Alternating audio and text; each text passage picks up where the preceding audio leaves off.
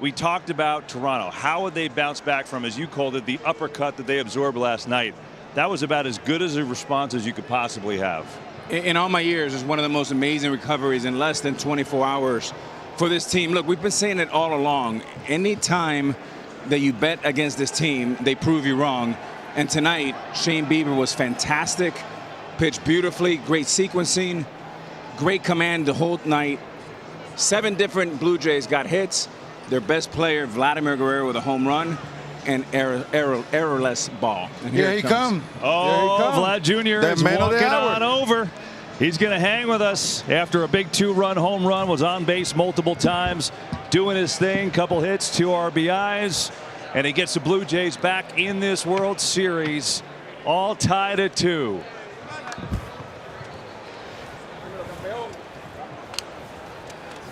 Vlad, what's up, man? Good to see you, man. Congrats.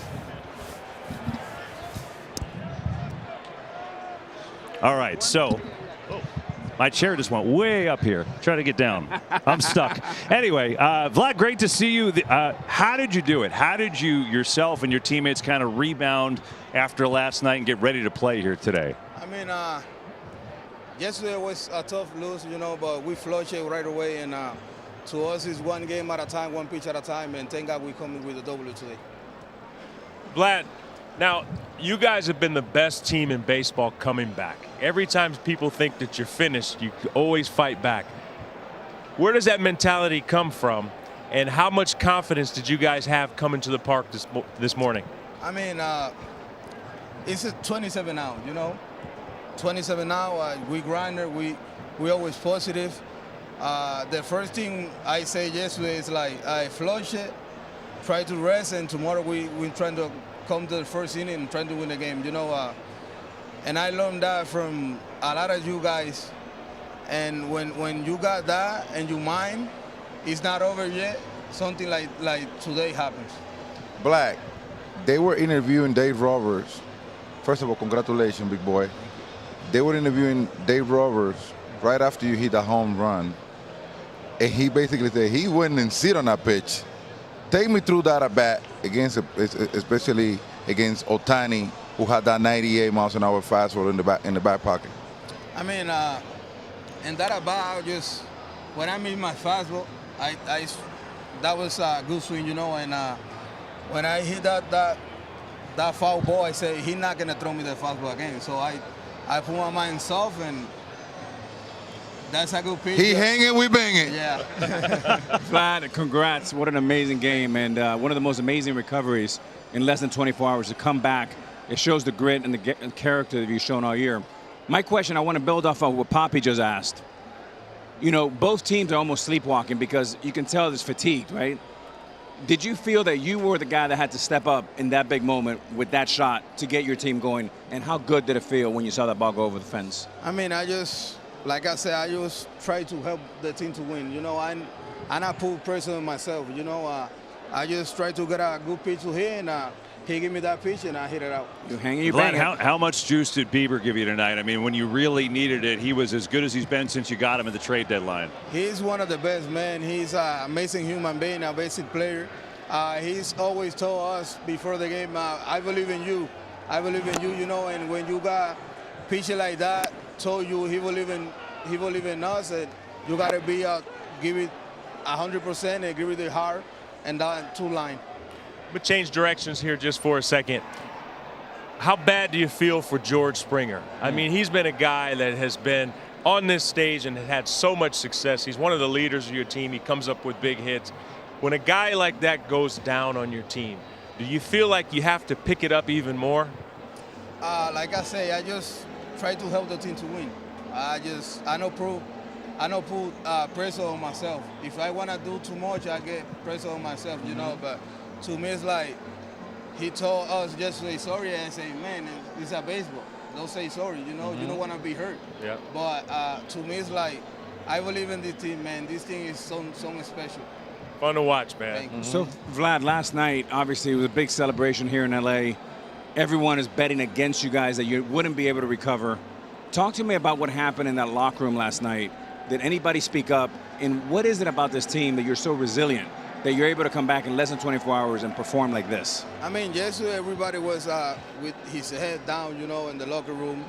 And when I was the last one to go in, and when I went in, I saw everybody with his head down. I say, "Come on, bro, head up. It's not over yet. It's not over. They not win the four games. Right. You have to win 4 games to win the World Series. You know, it's not over yet." And everybody was smiling. I say, "If you want to put music, put some music." Love you know, that. and we put a little bit of music, and we go home and rest and come back and win into it. You're just like this guy. You're like Papi. You're a winner. That's why you my dog. Matter of fact, I got a present for you, baby. I got a cigar. Oh, A cigar too. And I got one on my dog's shirt for my boy right here. Come on, Baladi, take it, baby. Here you go. Papi, that's black. I got some bullet right there left. Is that the VIP black? The VIP You already edition. know, that's my boy. Only the bad guys wear those shirts. I love you, baby. Te quiero mucho. Vlad, you Mete mano, know, he rompe. always gives out the shirt. That's the first cigar he's given out. So That's you right. know he loves you right there, baby. This is You my know- guy. Enjoy it. Congrats. We'll see you for Game 5, okay? Thank Vlad Thank you, Guerrero Vlad. Jr. amazing again tonight as he's been in these whole playoffs. Let's talk Shane Bieber tonight. We talked in the pregame show. You know, he had to give them a big-time start tonight. He was the best he's been since they've gotten him. I mean, he had 2 wicked strikeouts of Ohtani tonight. His stuff was awesome. Yeah, I tell you what, everyone in this stadium couldn't wait to have something to cheer for. Everyone here thought that it was 2 more games and we were not returning to Toronto. The series was going to be over. But the Toronto Blue Jays and Shane Bieber had something to say about that. I mean, he gave them exactly what they needed. They needed him to go out there and add a little bit of length, keep the crowd out of it, and give his offense a chance to get going. I tell you what, Bieber came with a mindset, hey, my team played 18 innings last night. I got to go out there and stay as long as I could so our team can survive. And when you look at the bullpen coming right after him, they just continue just stopping the Dodgers offense, which I think, based on the 18 innings that they played last night, they don't look as strong as they look like they're going to be last night into this game. But Bieber, like we say in the pregame, he stayed north-south, left-right. He stayed out of the diamond, and that's why he dominated that big offense. You're right, Pop. He was so impressive. I mean, he turned back the clock tonight and looked like Shane Bieber, the Cy Young winner, and he had all 4 pitches working. You know, he only had 3 Ks, but two of them was against Ohtani, and he threw him a brilliant changeup, his best of the night, to strike him out the second time. Look, it's the kind of courageous performance you need at this time of the year. The whole world was betting against them. So that's why I asked Vlad, how was it in that locker room? And it was so telling, something, Papa, you would do, that you would say, hey, keep your head up, turn on the music. It just gives you a little insight to what this team is all about. They came out and performed, and give the manager a lot of credit. Those guys played their butts off last night. Even though they didn't win, they had the secondary lineup out there against the first lineup, and they battled their heck off. They just couldn't get enough hits. It's a great question. It gives you a little insight into Vlad's leadership, too, right? And obviously, they came out loose tonight, but Shane Bieber really set the tone. Let's check in with him. He's with Ken Rosenthal now. Thanks. Shane, it seemed like the odds were against you tonight. You're without George Springer. You're up against Shohei Ohtani. What is it about this team that makes it so resilient? We don't care. Obviously, it's tough to lose a guy like George even for just 1 game. You know, hoping he can get healthy as soon as possible. But at the same time, we have so many guys that are capable of impacting the game in a positive way. And that's, I mean, since I got traded over here, that's exactly who we've been. And, you know, it's just a pleasure to be a part of this group. No matter what happens tomorrow, this series is headed back to Toronto. Yeah. You played a huge role in making that happen. Shane, with all you've been through, where does this moment rank in your career? Biggest start of my career. You know, obviously, you know, coming off of Tommy John, and you know, I'm feeling pretty good, all things considered. But at the same time, like I said, coming off of Tommy John, I'm very grateful for the opportunity, and it was a big team win. You know, I would have loved to been able to get through a couple more innings just coming off of last night. Like, what a game that was. And at the same time, these guys picked me up in a huge way. Flew Hardy, Chris Bassett, what can you say about that guy? Like, one of my all-time favorites very quickly. And I already let him know that. But excited to celebrate with the guys and move on to tomorrow. Shane, congratulations. Thanks a lot. Back to you. All right, Shane, Kenny, appreciate that. We're all believers. Here's Bieber in the playoffs so far. I mean, he's had 2 absolutely fantastic starts and none bigger than this. And think about this. Ross Atkins, Mark Shapiro, they pulled the trigger on this deal. He was still hurt, Alex, when they got him, right? They know about his resume, Cy Young winner, but he's coming back from Tommy John, and you hope he comes back, but they weren't guaranteed of that when they made this move. It was all worth it tonight. No matter what they gave up, it's worth it tonight. Oh, and then some. I mean, Mark Shapiro and Ross Atkins, 2 of the best executives in baseball. They've done a magnificent job with this roster, and those are the type of moves you have to make around the trading deadlines. They're a little bit contrarian, a little bit of, I don't know what, you have to think a little bit outside the box, because you're not going to go up against the Giants, the Dodgers that are spending over $500 million. You got to figure out a way how to win in the edges, and they did in this one in a big way. Well, we all know that he's not a strikeout pitcher, but he also is the type of guy that he needs to have guy playing great defense behind him. When you play great defense, when Shea Bieber is pitching, you get rewarded. Like, look at this strikeout right here. He stayed out of that diamond all night. For you to strike out a hot bat like the one that Ohtani had the past couple of nights, you better locate your pitches and stay away from that diamond, otherwise he will hurt you. Yeah, I'm glad you said that, he's not a strikeout pitcher, right? Because he's not. He can strike people out, but he pitches to contact. That's how he's able to get. It goes to show you don't have to strike out 15 guys as a team in order to win. Throw the ball over the plate, have them put it in play, keep the pitch count down, and you need your defense playing behind you. But this is the reason why they got him. The reason. And when they made the trade for him, a lot of people questioned it, because they said, well, he's still hurt. Why would you trade for him? They traded for him for this reason tonight. And let's understand the stage, right? It was a game 4, but it was really like a game 7. If they lose today, you're not beating the Dodgers 3 days in a row. So if you don't win today, it's basically going home. They had the perfect pitcher in Shane Bieber going tonight, a veteran that mixes up well with secondary stuff with a slow heartbeat, is exactly what the great Andy Pettitte used to do for us. Oh, there we go. We got a Pettitte match. I was missing him. It was a while. It had been a while. Meanwhile, the flip side, we talked so much about Shohei Ohtani. What he did tonight was incredible. He got into the 7th inning of this game, and then finally they got to him a little bit. He ended up being charged with 4 runs, but was out of the game. Bullpen gave it up immediately. Let's hear Shohei postgame. When your team uses as many pitchers in as long a game as last night, does a start today feel any different for how much length you feel you have to give and quality you have to give? 特に昨日の試合の中で中継ぎ使われている中、今日はちょっと長いイニング投げないといけないっていうのは感じてました。それはもちろんそうですね。それはレギュラーシーズンもそうです。ポストシーズンで昨日みたいに、なかなかあれぐらい長い試合ってのはないと思いますけど、スターティングピッチャーとしては、最低でも6回、今日はもちろん7回まで投げ切れれば一番良かったですけど、そこができなかったのが悔やまれるところかなと思います。Yes, I did. Whether that's during the regular season or the postseason, my goal is to be able to pitch 6 innings, and in this situation, this game, I wanted to go 7. And it was regrettable that I wasn't able to finish that inning. Ohtani didn't have a hit at the plate tonight, but what he did after playing 18 and getting on base a record 9 times last night was just sick. It really was.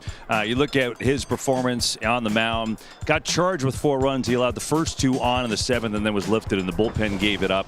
Just really all base hits for the Blue Jays, but I think we do have to appreciate how insane it was, Derek, that he gave you into the 7th inning tonight after what he did, less than a day ago. 100%. He said it's regrettable he didn't get through 7 innings. Why? I don't understand that. There's nothing he should regret.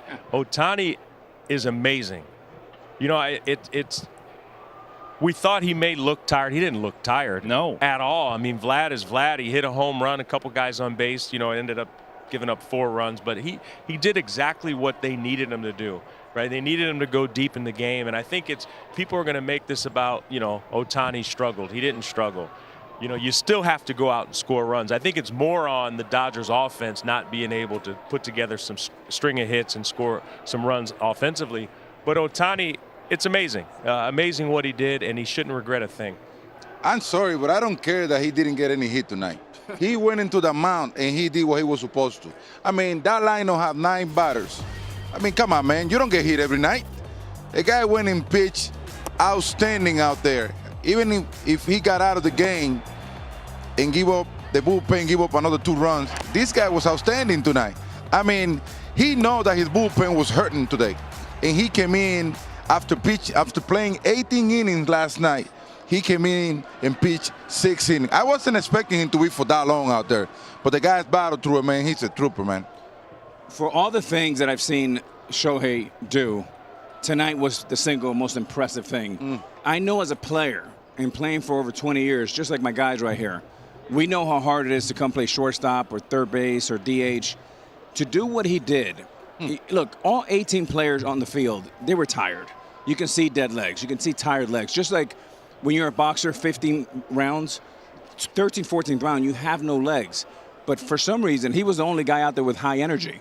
And he was covering face. He was jumping around. We were joking in the green room. He's actually laughing. And we're like, how is he doing it?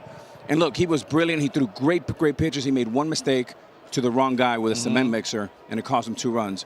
Besides that, he was perfect. Yeah, really good. And I think the one thing that it underscores, and Derek, you brought it up, is that the Dodgers offense still has not been great this postseason. They've had superlative performances. Obviously, Freddie the hero with the walk-off last night in the 18th. Shohei's been magnificent. Teoscar's done a nice job. But these are main big-time players that are just not hitting right now for LA. And, you know, you win the game last night, so it still masked all the opportunities.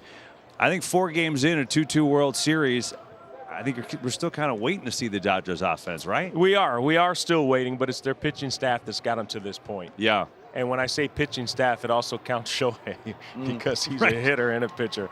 So it's you keep sitting here and we're expecting it. We know it's going to happen. These guys are too good to struggle for an extended period of time. And sometimes it only takes 1 at bat, 1 inning to get guys rolling. So the Los Angeles Dodgers are playing a resilient team, the Toronto Blue Jays, that never give up. Every time people count them out, they find a way to get it done. Everyone in that clubhouse could not be happier right now because they're flying back to Toronto.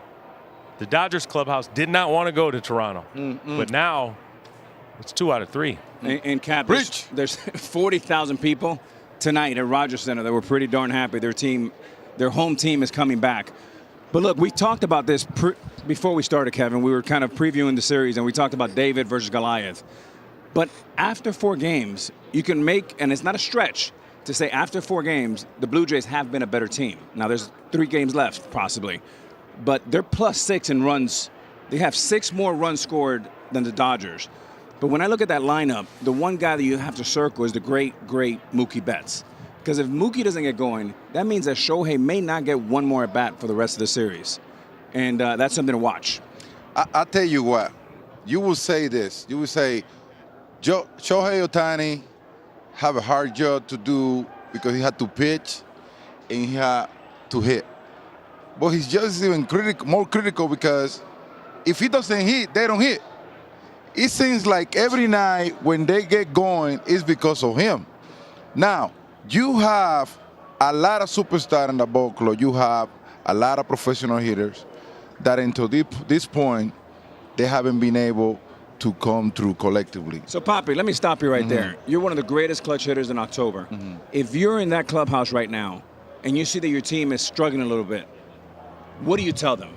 Well, at this moment, having guys like Freddie who come through last night, my boy Mookie, you have Muncy, you have a whole squad right there. Hernandez. Both Hernandez. I mean, Edman. I mean, you have guys that they, throughout the season, put up great numbers. Now, we need to figure out the way that we just don't count with Ohtani because at some point when they start pitching to Ohtani, what's going to happen? You're not going to score run? You have to figure out what to do to continue providing run because until this point, if they don't have the starting pitching that they have, they'll probably be long going. Yeah, good point. Well, we're going back to Toronto, and I can only imagine what the immigration offer is going to say to you when we get back. Shane Bieber and a 6-2 Toronto win. Ernie Clement, you know, playing wherever, third base tonight, 2 more hits. Another RBI. He's been so solid. He's at 393 so far. Let's hear from him. He's with Tom Verducci. Go. Thanks, KB. Ernie, this team suffered one of the most grueling losses in World Series history just a night ago, 18 innings. How did it bounce back so well in Game 4? That's what we do. We bounce back. We got a resilient group, and it's a testament to the character in our clubhouse. We've seen this offense roll like this fast-breaking offense before. 7th inning, you scored four runs in a sequence of 19 pitches. What is the offensive approach in these situations that works so well? Yeah, I mean, we're aggressive on pitches in the zone. We have to be, and they have some really good arms. So when you get those mistakes, you got to jump on them. And finally, the job Shane Bieber did tonight. What did you see playing behind Shane and the way he mixed his pitches? Yeah, he makes our job easy. He pounded the zone and just kind of kept them off balance all night. So that was a big outing for us. Ernie, thanks so much. Good luck in Game 5. All right, thanks, Tom. Back to you, Kevin. All right, Tom, Ernie, Ernie's been so good. How about this? We talked before the World Series started, Game 1, Bichette coming back. What could he give you with the knee? Clearly wasn't totally healthy. With Springer out and with that, oblique, and they say he's day-to-day, but, I think it's a stretch if he plays. We'll see. Bichette's giving him something here, Alex. I mean, he missed the one game, but the games he's played, he's hitting 364 with 2 RBIs. He had a huge hit tonight. And they kind of need him without Springer. So many times, Kevin, we give these managers a hard time because it's easy to criticize, and that's what they get the big bucks for. But John Schneider knows his team better than anybody. He's done a phenomenal job. We talked about him taking day off, too. Yeah. That was an incredible decision because it rested him. And let's not forget, the Dodgers played Game 4 and 5 yesterday. The Blue Jays only played 4, right? Because most of their starters sat on the bench. So one of the benefits for a guy like Bo is he played one game and then he came out for the second game yesterday. And he came back with a lot of punch. And the last swing he had for the double, he looked like the old Bo, like he's back in shape. Absolutely. And remember, during the regular season, this guy was one of their best hitters with running and score position. Now, people need to understand that when you have a guy like this one, he's hitting on one knee right here. But you know what? He knows that he's in the World Series. He'd be like, I'm going to play with one knee. I don't care. I need to get that ring. And that's what superstar player, that's how they handle the business. And when you have a guy like him, not counting with him, and a guy like Springer, who is day by day with a bad injury because that oblique injury, I had that injury before, and you did too. Yeah. You know that takes some time to recover. But when you are with a team like the Blue Jays and you are missing those 2 pieces, things get tougher. You can't replace George Springer. He's instant offense as soon as he steps in the box, first pitch of the game. But if he's out and you need to replace him with someone, Bichette is a good replacement. Absolutely. I mean, like you said, he's one of the best hitters in the American League all season, one of the Blue Jays' best hitter, especially with runners in scoring position. Yeah. So it seems like he's getting more and more comfortable. He's having better at-bats. Saw the double he hit there his last at-bat. Toronto, they're in a good spot, man. They're in a good spot. They are confident. They know regardless of what happens to them, they can still bounce back. They believe that, even if no one else does. Gee, they're in a good spot today. I was going to say 24 hours ago, less than 24 hours ago. Earlier today, when we were right here in the desk, they felt terrible. And at least the world thought they were done. Yep. And it very much looked like the Dodgers were going to have another cakewalk in the World Series like they did last year. But after this game, it changes everything. It's game on now. But guys, that's what made them so dangerous. Bouncing back today, feeling the way they feel before this game today, knowing that George Springer wasn't going to be available, knowing that Bichette is hitting with one leg, knowing that their bullpen last night got crushed. I mean, this is a team that if I'm the Dodgers, every play I make, every pitch I make, every swing I take, I be careful with. I love what you said. And, Jeet, I know you liked what Mookie Betts said after the first loss. We don't care about yesterday. This is where leadership stands up. And how leadership looks is what John Schneider said. Hey, they haven't won the World Series. They won Game 2. They have 2 wins now. They need 2 more. And Vlad said the same thing.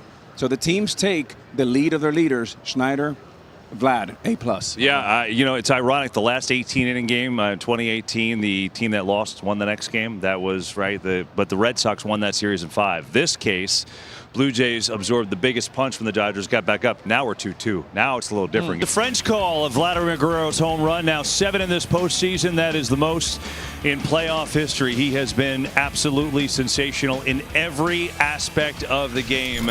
Vlad continues to do it, setting the tone for the Blue Jays. Got him in front and then never looked back after that. Meanwhile, the Dodgers, right? All the momentum last night, but maybe some tired legs. I think both teams were a little, but they had to absorb this tough, resilient Blue Jays team. Let's hear from their manager, Dave Roberts. We knew it was going to be a great series. This team is talented. They're resilient.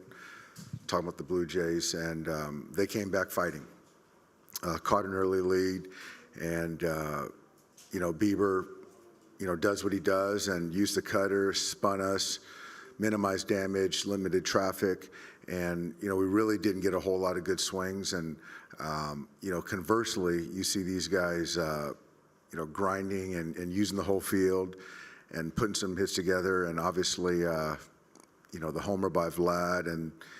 That 7th inning, they built an inning right there, and we just didn't have an answer. It's hard to play 18 innings and come back and kind of flip the narrative against a very talented team and a very talented individual in Shohei Ohtani on the mound. I feel really good about just us, focusing on tomorrow's game. And Trey, I think, has been someone that's kind of come into our environment and he understands kind of how we go about it. So I don't want him to think, he has to do anything other than what we expect him to do. And it's going to take all 26 again tomorrow, but I feel really comfortable and confident with him on the mound, and tomorrow presents a new challenge against Blake Snell again. Yeah, it sure does. And here is what it will look like. Blake Snell, who's been just great this postseason, but finally had his first blip in Game 1 because the Blue Jays made him work. He wasn't super sharp with his fastball. Trey Savage, also, it's amazing. I mean, the guy was in A-ball and called up, and now he's starting the biggest games of the year for them in the World Series. So Snell got beat up for the first time in a long time in that game. And Savage, Al, he... 4 innings, he was in trouble, but he kind of gutted through it. He only allowed 2 runs, kind of showed you something there. How do you handicap Game 5? You got to remember, this guy started in Dunedin, right, and which is A-ball. I mean, that's unbelievable to be at this stage when you're 22 years old, the senior in college potentially. But look, in the first start, I think there was some nerves there. He was at home. There was a lot of pressure. And you know what? He didn't have his good split finger, and he didn't have his good fastball. What he did is he had a little bit of a cutter. I think in his Game 2, will be the second start in the World Series. I think he'll be much better, and the nerves will be a lot calmer. Blake Snell, on the other hand, his fastball, he wasn't able to locate his fastball. His changeup looked like a BP fastball to batters. That's why he was getting hit by that changeup a lot his last outing. He need to come back and start locating his fastball so he can confuse batter, keep them off of balance so he can use that changeup and have a lot of gap in between. If he don't come back locating the fastball, he probably can get hit again, Cap. Yeah, I say, look, the longer you go in a series, the higher the stakes. So it's going to be interesting to see how Savage handles this atmosphere at Dodger Stadium, because it is a little bit different, okay? And when it comes to Blake Snell, after his Game 1 loss, what did he keep saying repeatedly in his interview? I learned a lot. I learned a lot. So I would expect Blake Snell to come out here and absolutely deal tomorrow night. The reason that way Snell has gone from good to great is the changeup. In last game, he got 5 hits on that changeup, which is a career high. That starts because of what you said, Papi. He didn't have good fastball command. So as a hitter, you can almost eliminate the fastball because it's going to be a ball. They just kept getting out of the way. And then he came with that changeup, which was like a little BP fastball. It's like a BP fastball. The changeup will only be effective if he can get fastball strike 1 and then go from there.